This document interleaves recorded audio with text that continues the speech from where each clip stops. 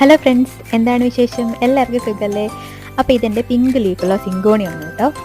ഈ സിങ്കോണിയത്തിന് കുറേ നാളായി ഞാൻ പ്രൂൺ ചെയ്യണം. അതിന് കറക്റ്റായിട്ട് അതിന് പോട്ടിംഗ് മിക്സ്ചറൊക്കെ ഒന്ന് സെറ്റാക്കി കൊടുക്കണം.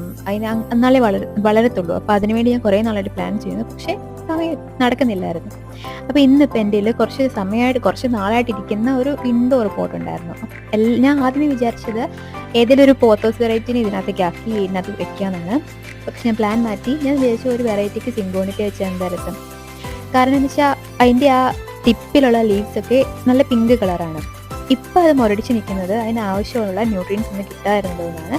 പക്ഷേ ഇതൊന്ന് റൂട്ട് ചെയ്ത് കൊടുത്ത് നമ്മൾ DAP ഒക്കെ ഇട്ട് കൊടുത്ത് സെറ്റായി കഴിയുമ്പോഴത്തേക്കും ആള് നല്ല സൂപ്പറായിട്ട് വളരും. എനിക്ക് ഷുവറാണ് കേട്ടോ.